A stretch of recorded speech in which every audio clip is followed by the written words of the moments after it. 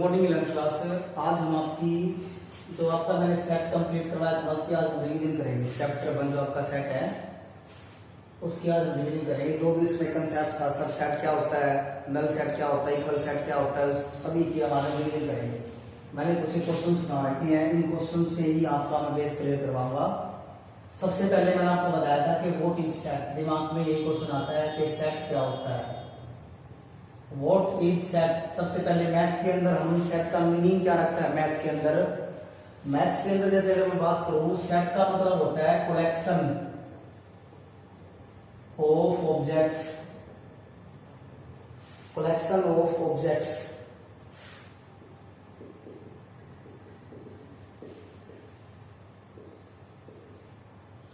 Collection of objects आपका होता है सेट के अंदर। और वैसे अगर मैं बात करूं सेट की डेफिनेशन की, collection of well defined objects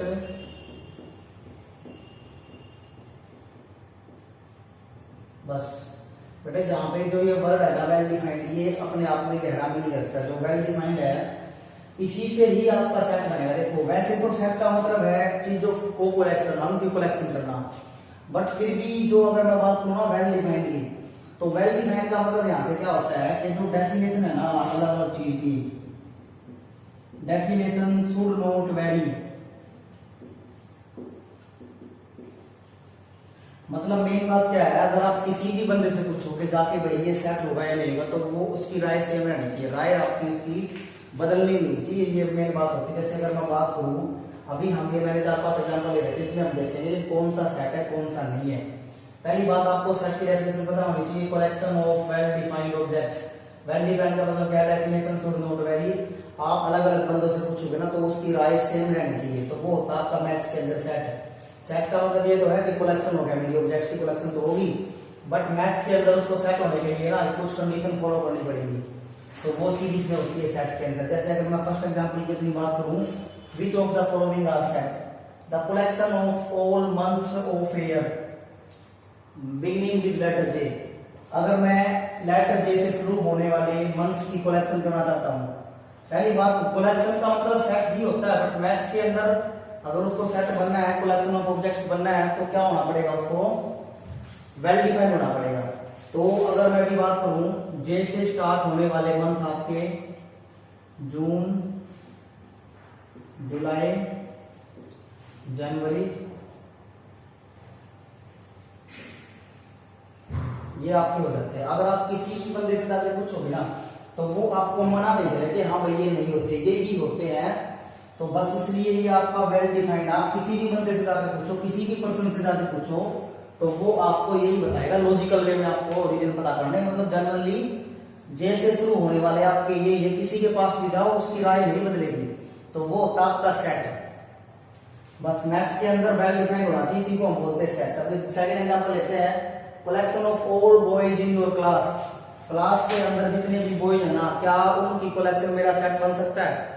बिल्कुल बन सकता है। अगर आपके क्लास के अंदर जितने भी बॉयज, आप किसी से भी ज्यादा कुछ होगा, किसी के भी राय लोगे तो वो कहेगा हाँ भाई लड़का ही है, तो collection of all boys in your class ये भी एक सेट होगा, because it is well defined. ये वेल डिफाइंड है, अलग पर्सन टू पर्सन राय नहीं बदलेगी। आपको इमेजिन करना, लॉजिकली आपको बस सोचना है कि जो class all boys in your class, ये आपका एक सेट बनाएंगे because it is well defined. इसके बाद अगर मैं इसी क्वेश्चन को थोड़ा सा मॉडिफाई कर दूंगा, collection of all intelligent boys, collection of all intelligent boys in your class, तो ये आपका सेट नहीं होगा।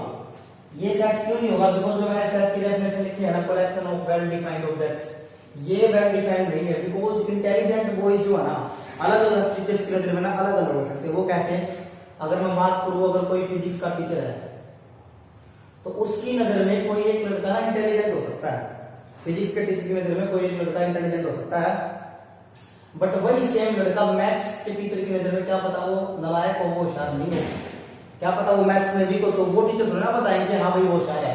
तो collection of all intelligent boys in your class, ये आपका एक सेट नहीं होगा, because it is not well defined. आप पर्सन टू पर्सन जाके पूछोगे तो ये वेरी कर जाएगा। इसकी डेफिनेशन आपकी वेरी कर जाएगी, तो ये आपका सेट नहीं होगा। हम बेटे सेट की रिवीजन कर रहे हैं ताकि आपको सारी जो चीजें वो क्लियर हो जाए। इसके बाद अगर कोई डाउट्स रहता तो आप बता दो मेरे को। तो कलेक्शन ऑफ 4 मंथ्स ये बिल्कुल सेट है, बिकॉज़ ये वेल डिफाइंड है। पर्सन टू पर्सन जाओगे पूछोगे तो वो क्या कहेगा, हाँ भाई सेट है, उसकी डेफिनेशन वेरी नहीं करेगी। इसके बाद कलेक्शन ऑफ ऑल बॉयज, ये भी एक सेट था, बिकॉज़ बॉयज तो बॉयज है, किसी से जाके पूछो आपकी डेफिनेशन वेरी नहीं करेगी।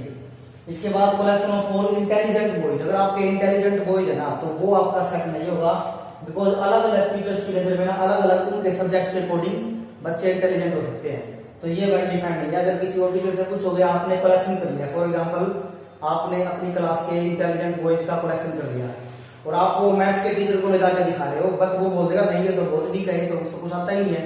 बट आपने फिजिक्स को दिखाया, वो कहेगा हाँ भाई ये तो ठीक है, मेरे तो सारे अच्छे से पढ़ते हैं। तो डेफिनेशन वेरी कर रही है ना, राइस वेरी हो रही पर्सन की, तो वो आपका सेट नहीं होगा। ये होता है सेट का मतलब। अभी हम और एग्जांपल लेते हैं, जैसे मैं यहां से बोलूं collection of top 10 batsman, collection of top 10 cricket batsman of world. तो अगर मैं यहां से बात करूंगा, ये बताओ, ये भी आपका सेट नहीं होगा, बिकॉज टॉप 10 की बात वो कर रहा है। आपकी नजर में कोई और टॉप 10 हो सकते हैं, बट किसी और पर्सन की नजर में कोई और टॉप 10 होंगे, तो यहाँ पे भी ये वेल डिफाइंड नहीं हो रहा, वेल डिफाइंड नहीं है। इसकी डेफिनेशन अलग अलग हो रही है, डेफिनेशन इसकी वेल नहीं है, अलग अलग पर्सन इसको कुछ कुछ बता रहा, भाई उसके अलग है, उसके अलग है, तो ये भी हम मैथ्स में सेट नहीं होंगे। कलेक्शन तो होगी बट सेट नहीं होगा ये इन मैथ्स। इसके बाद अगर मैं यहाँ से टॉप 10 हटा दूंगा, टॉप 10 मैं ओनली बोलूं collection of cricket batsman, yes ये आपका सेट हो जाएगा। आप क्रिकेट बैट्समैन की बात, क्रिकेट की बात हो, क्रिकेट ले लो, बताओ कलेक्शन ऑफ क्रिकेट प्लेयर्स बोल दो, कलेक्शन ऑफ क्रिकेट प्लेयर्स। आप क्रिकेट प्लेयर ही तो रखोगे ना उसमें, कोई अगर किसी को नॉलेज होगी तो वो मना थोड़ी ना करेगा नहीं क्रिकेट नहीं खेलता, आपको लॉजिकली सोचना। तो ये सेट है आपका collection of all cricket players, इसको सेट हम बोल देंगे।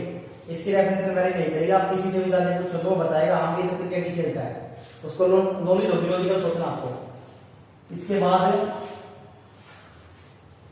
Collection of dangerous animals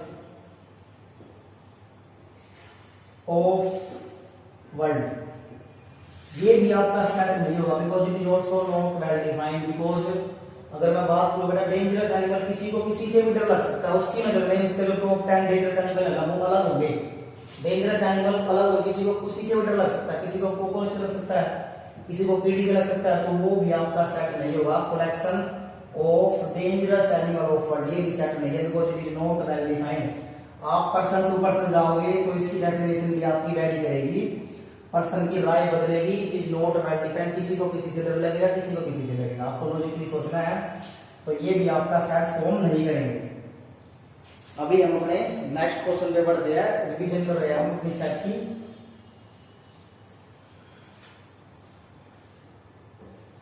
second question में देखो मैंने आपके लिए लिख रखा है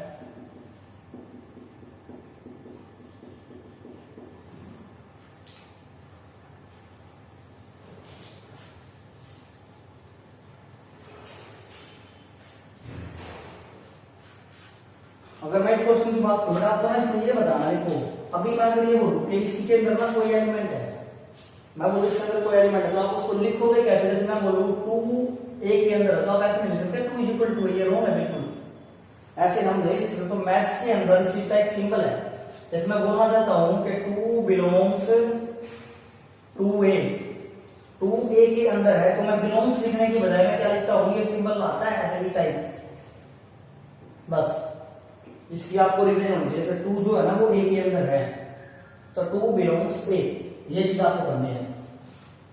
तो अगर मैं इस क्वेश्चन में देखूं तो 5 क्या a के अंदर है? बिल्कुल है। तो 5 अगर मैं यहां पे फिल करना चाहता हूं तो 5 बिलोंग्स a, मतलब 5 a का एक एलिमेंट है। अभी मैं अगर बात करूं क्या 10 a के अंदर है? 10 a के अंदर नहीं है, तो हम इसको ना से कट कर देंगे यहां से ऐसे, 10 नॉट बिलोंग्स टू a, इसको याद रखना।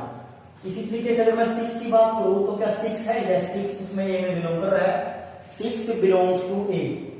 अगर मैं बात करूं यहाँ पे 8 की, क्या 8 a के अंदर है? क्या 8 a के अंदर एक एलिमेंट है? ये नहीं है, तो इसको भी हम कट कर देंगे, a not belongs to a। इस तरीके से आपको क्वेश्चन करना था बिलोंग्स का। मतलब क्या तुम लोग को ऐसे बताना है कि कोई एलिमेंट ए के अंदर है तो मैं उसको ऐसे रिप्रेजेंट करूंगा 5 बिलोंग्स टू, ये आपका सिंबल रहेगा मैथ्स के अंदर। इसके बाद अब देखो, जैसे कि आप जानते हो कि जो सेट होता है ना, सेट उसको हम ना करली ब्रैकेट से रिप्रेजेंट करते हैं, अदरवाइज मेरा गलत हो जाता है। मैथ्स के अंदर हम करली ब्रैकेट्स का ही यूज करेंगे और हम उसको डिनोट करते हैं कैपिटल लेटर्स, जैसे ए हो गया, बी हो गया, ऐसे हम उसको डिनोट करते हैं। तो भाई जो आपका सेट है ना, उसको रिप्रेजेंट करने की आपकी दो फॉर्म होती है। एक तो होती है सेट बिल्डर, इसके अंदर से आपका क्वेश्चन बनता है, इंपॉर्टेंट है। इसका दूसरा नाम क्या है? रूल मेथड, आप इसको बोल सकते हो रूल मेथड। आपको ना सारे नेम्स भी पता होने चाहिए, क्योंकि एनडीए वगैरह में, आईआईटी वगैरह में ना दूसरे नेम से आ जाते हैं क्वेश्चन। तो सेट बिल्डर, रूल मेथड, इसका एक नाम और है प्रॉपर्टी मेथड। प्रॉपर्टी मेथड भी इसका एक नाम और है। तो सेट बिल्डर, इसका ये नाम क्यों है? बिल्डर का मतलब क्या है? देखो ये ना एक सेट को बिल्ड कर देगा। जैसे नक्शा नहीं होता मकान का, आपके पास नक्शा हाथ में होता है, आप उसको देख के पूरा मकान खड़ा कर देते हो। तो सेट बिल्डर भी उसको देख के हम सेट बना देंगे अपना। और दूसरा नाम क्या है इसका? Rule method. बिकॉज रूल का मतलब क्या है? इसका ना कोई रूल फॉलो करेगा। ये रूल, एक रूल के तहत ही अपना काम करेगा, तो हम रूल लगा देंगे। और प्रॉपर्टी को फॉलो करेगा, तो इसका नाम क्या? प्रॉपर्टी मेथड है, रूल मेथड है और सेट बिल्डर है। और इसके बाद जो दूसरी फॉर्म है वो कौन सी? आपकी रोस्टर फॉर्म है, रोस्टर फॉर्म। और इसका दूसरा नाम है टेबुलर फॉर्म।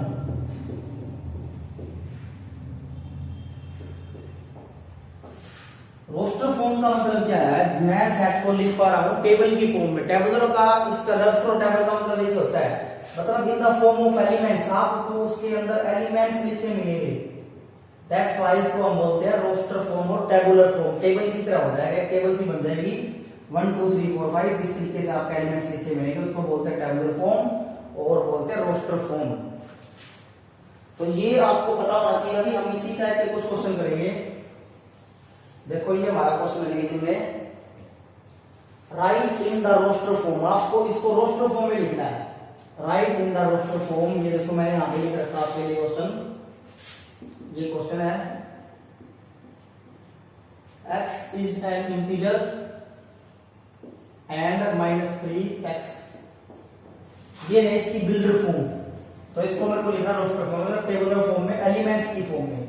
इसके अंदर आपके अब एलिमेंट्स आने चाहिए। देखो हम क्या करेंगे, जैसे क्या लिख रखा है, x इज एन इंटीजर। आपको इंटीजर की नॉलेज होनी चाहिए। इंटीजर क्या होते हैं? वोल नंबर्स होते हैं, नेगेटिव में भी और पॉजिटिव में भी। 0 न्यूट्रल होता है, 0 से शुरू होते हैं, 0 1 और इधर जाते हैं नेगेटिव में भी, चलते रहते हैं 100। तो ये आपके इंटीजर्स है। तो अभी आपको क्या करना है, इसको रोस्टर फॉर्म में लिखना है ना, तो इसको पढ़ो। ये रूल जो है, इस रूल को ये फॉलो करो, उसको देखो। x के बारे में बता रखा है कि -3 और 7 के बीच में है। तो -3 से जब आप इधर चलोगे तो -2 आएगा, फिर -1, फिर 0, फिर 1, फिर 2 3 4 5 6।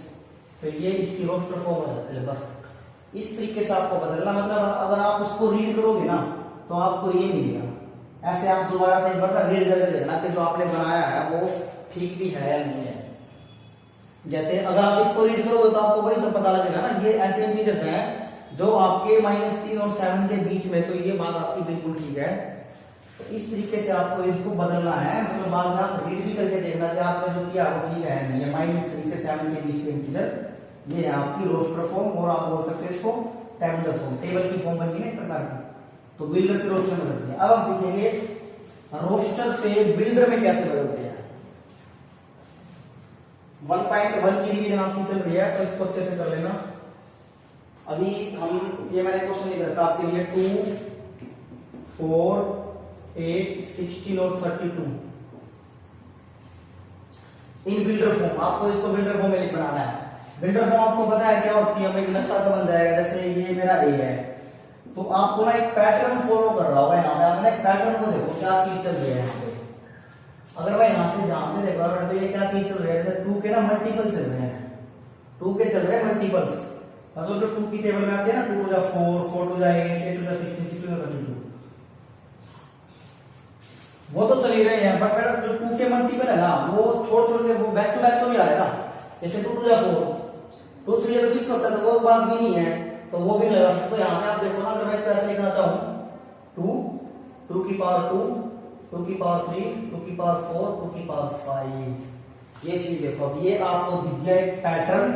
अभी इसको ध्यान में रखिए, मैं इसकी बिल्डर फॉर्म बनाता हूँ, देखो कैसे बनेगी। एक्स सच दैट, बेटा आपको ये लिखना पड़ेगा x such that. X such that इसका मतलब है एक्स ऐसा है कि एक्स जो है वो है आपका 2 रेज टू पावर n, क्योंकि यहां से मैंने पैटर्न को ऑब्जर्व किया है ना बेटे। एक्स के बारे में इसको एक्स का नाम दे दिया, एक्स की बात होगी जो भी होगी। X such that x is equal to 2 raise to power n आपका हो जाता है यहाँ से। अभी आप इसमें ना कंडीशन होगी, अभी ये तो है कि इनफाइनाइट चल रहा है, यहाँ पे नोट लगी हुई है, तो 5 ही तो 6 ही तो है, सॉरी 5 ही तो बेटे, 1 2 3 4 5 के तो जाना है। तो कंडीशन तो इसमें n बिलोंग्स टू n, आपको ये भी लिखना पड़ेगा। जो n है ना ये वाला, वो है आपका नेचुरल नंबर में, और कंडीशन तो कहां से कहां तक है। n जो है वो है 5 के बराबर और 1 से बड़ा उसके बराबर। बस अभी आप खुद एक बार नॉलेज में लेके आओ, क्या आप इसको पढ़ के अगर आप बनाना चाहते हो इसकी बिल्डर फॉर्म, या आपकी बिल्डर फॉर्म आ चुकी है। अगर मैं बोलूं कि इसको आप रोस्टर फॉर्म में बनाओ, तो अगर आप इसको रोस्टर फॉर्म में बनाना चाहते हो तो आप क्या करोगे बेटे, उसको भूल जाओ, मैं इसको देखता हूं पहले रोस्टर फॉर्म में बदलते हैं इसको, रोस्टर फॉर्म में बदलते हैं। n की वैल्यू 1 से लेकर 5 तक लेंगे, अगर मैं यहाँ पे n यहाँ पे रखना, अगर मैं 1 लूं तो 2 आएगा, अगर मैं यहाँ पे 2 लूं तो 2 2 4 आ जाएगा, 3 लूं तो 8 आ जाएगा, और 4 लूं तो 16 आ जाएगा, और 5 लूं तो 32। इसके बाद मैं ले नहीं सकता। तो खुद देखो बेटा, आपने उसको आपने देखा नहीं है, आपने इसको पढ़ के बनाया, आपका वही है, ऐसे आप अपनी आंसर की वेरीफाई कर सकते हो देख के उसको। तो इसको देख के बेटा मैंने ऐसे देखा भाई पैटर्न चल रहा है, तो पैटर्न चला तो मैंने इसको ऐसे लिख दिया। कैसे लिखते हैं, x such that x is equal to 2 raise to power, because ये जो चीज है ना ये तो कांस्टेंट है ना, ऊपर वाली चीज चेंज हो रही है बेटा, इसलिए उसको मैंने n लिख दिया। जो चीज चेंज होगी ना उसको आप वेरिएबल का नाम दे दोगे। जैसे n कोई मेरा वेरिएबल है जिसकी वैल्यू आपकी 1 से लेके 5 तक वैरी कर रही है, तो वो आप रखोगे तो आपकी यहां से क्या आ जाएगी, रोस्टर फॉर्म आपकी निकल के आ जाती है। इस तरीके से ये क्वेश्चन करना था, बिल्डर से रोस्टर, रोस्टर से बिल्डर, आप ये बनाना आपको आना चाहिए। काफी क्वेश्चन है इनकी, आपको और प्रैक्टिस करना।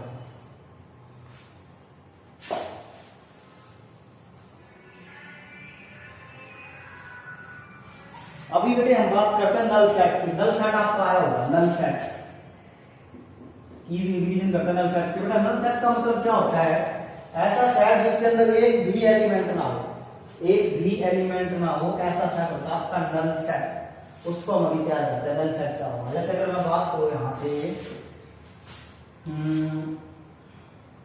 Set of numbers, set of odd numbers, ये मैं आपको ना बिल्डर फॉर्म दे रहा हूं, आपको बता रहा है कि इसके अंदर कितने एलिमेंट है। Set of odd numbers which are divisible by 2, divisible by 2। ऐसे ओड नंबर बताओ जो 2 से डिवाइड होते हैं, बेटा वो तो एक भी नहीं है, तो ये आपका हो जाता है नल सेट। इसको बोलते हैं null set. No element contain, एक भी आपका एलिमेंट नहीं आएगा। और आप नल सेट को रिप्रेजेंटेशन कैसे करते हैं, नल सेट की रिप्रेजेंटेशन कैसे करते हैं, ऐसे छोड़ दो, इसके अंदर कुछ भी आपको लिखना नहीं है। या फिर आप ऐसे भी लिख सकते हो, फाई ग्रीक लेटर है, फाई, ये भी नल सेट की रिप्रेजेंटेशन नल सेट। बच्चे क्या करते हैं, इसके अंदर एक भी एलिमेंट नहीं आया तो मैं 0 लिख दूंगा, बट क्यों लिख लो, 0 गलत है ना वो। यहाँ पे हम कंसीडर कर लेंगे 0 का एलिमेंट, 0 एक एलिमेंट मान लेते हैं, ऐसा नहीं करते। नल सेट का खाली छोड़ो, बिल्कुल 0 एक एलिमेंट मान लिया जाएगा। और ऐसे भी नहीं कर सकते कि सोचो कैसे करते हैं, ये भी नल है, इसके अंदर एक एलिमेंट है जिसका नाम फाई होगा, ये भी एक एलिमेंट कंटेन कर रहा है, ये सिंगलटन सेट है, ये भी सिंगलटन है, याद रखना। ये आपके नल की रिप्रेजेंटेशन है, बस ये होता है आपके नल सेट। एक सेट और होता है singleton set. Singleton set as the name suggest, singleton मतलब only one element contain, singleton set, only one element इसके अंदर हमेशा रहेगा, तो एज द नेम सजेस्ट। तो सिंगलटन का मैं आपको एग्जांपल देता हूं, even natural number, collection of even natural number. But imagine करो इवन भी हो, even natural sorry even prime number, even prime number, even भी हो और प्राइम भी हो। प्राइम का मतलब क्या होता है, जिसके ओनली 2 डिस्टिंक्ट फैक्टर हो, उसको बोलते हैं प्राइम नंबर, जिसके 2 अलग अलग फैक्टर हो। और इवन भी हो तो बेटा इवन तो 2 ही हो गए ना, तो अगर कोई नंबर इवन होगा तो वो 2 के टेबल में तो आएगा ही, और वो खुद की में आएगा और एक की में आएगा, तो कैसे प्राइम हो जाएगा। मैंने आपको प्राइम की डेफिनेशन बताई है, ऐसे नंबर जिनके 2 अलग अलग फैक्टर हो। इवन नंबर बेटा 2 के टेबल में आते हैं, जो खुद की में तो सारे आते हैं, एक की में भी आते हैं। तो बेटा जो इसके अलावा तो बस खाली मेरा बचता है बस दो दो ही इकलौता ऐसा नंबर है जो इवन भी है और प्राइम। इसके अलावा कोई भी नंबर ले भाई प्राइम क्यों नहीं होता। आप 4 को उठाओ ना, 4 2 की में भी आता है, खुद की में भी आता है और एक की में भी आता है। 4 के तो 3 फैक्टर हो गए ना, बड़े 2 चाहिए थे बस प्राइम नंबर्स के लिए, बट 4 के 3 फैक्टर हो गए तो वो प्राइम नंबर नहीं हुआ और वो इवन भी है।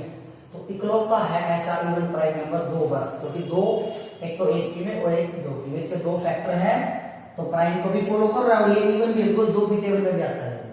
तो बस एक ही आपका एलिमेंट हुआ, इसको बोलते हैं सिंगलटन सेट, जिसके अंदर आपका एक एलिमेंट आएगा। बट ये नल सेट तो नहीं हुआ ना, इवन प्राइम नंबर आपका नल सेट नहीं, एक एलिमेंट आ गया इसके अंदर। तो ये इसमें क्वेश्चन था आपका। आई होप आपका ये क्लियर होगा वन सेट वगैरह। एक बार दोबारा सेल्फ स्टडी करोगे ना इसकी भी तो अच्छे से क्लियर हो जाएगा आपका। अभी हम बढ़ते हैं अपना कॉन्सेप्ट इक्वल सेट्स का। इक्वल सेट्स देखो, इक्वल सेट्स वैसे तो आसान लगता है बच्चों को, चीज ना इक्वल चीज देखने में भी ना दिक्कत आती है, आपको कॉन्सेप्ट पता नहीं होता कई बार। तो मैंने जैसे 2 सेट लिखे 1 2 3 4, आपको जैसे ये बताना है कि ये इक्वल है या नहीं है। जो अपना ए वाला सेट है ऐसे आपको देखना है इसमें।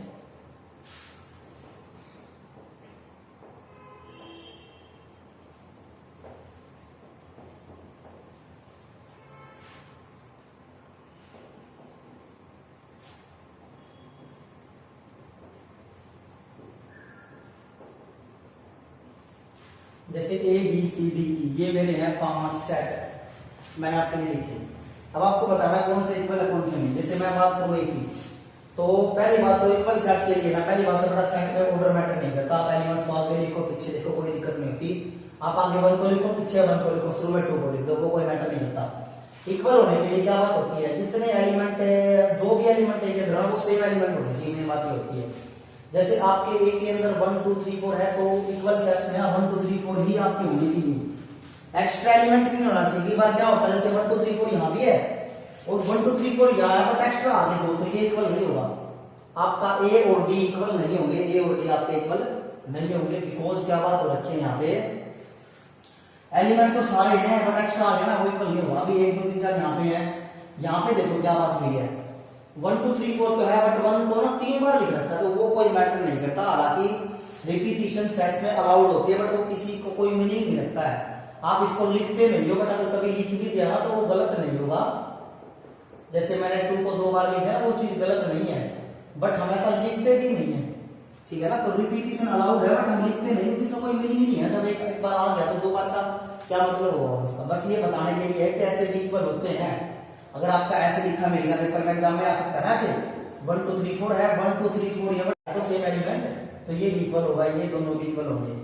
अभी देखो इसमें ऑर्डर आगे पीछे है, जैसे 4 आगे लिख दिया 3 बाद में 2 इसमें 1 वहां पे, तो इसका कोई मैटर नहीं है। तो 1 2 3 4 वहां भी क्या है 1 2 3 4, यहाँ भी क्या है 1 2 3 4, तो ये दो भी आपके इक्वल होंगे बिकॉज एलिमेंट्स तो सेम ही है ना, एलिमेंट्स तो आपके सेम ही होंगे ना। तो ये बात होती है, बस इस तरीके से आपको क्वेश्चन करने में।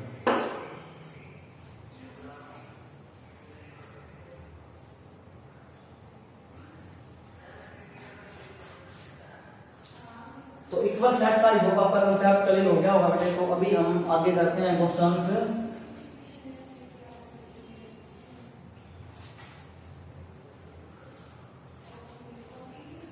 जैसे अभी ये वाला क्वेश्चन है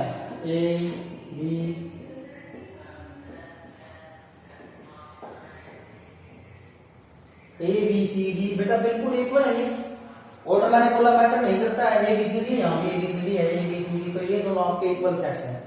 इस तरीके से आपका क्वेश्चन करना था, दोनों के दोनों आपके ये इक्वल सेट्स हैं। अभी हम आगे देखते हैं।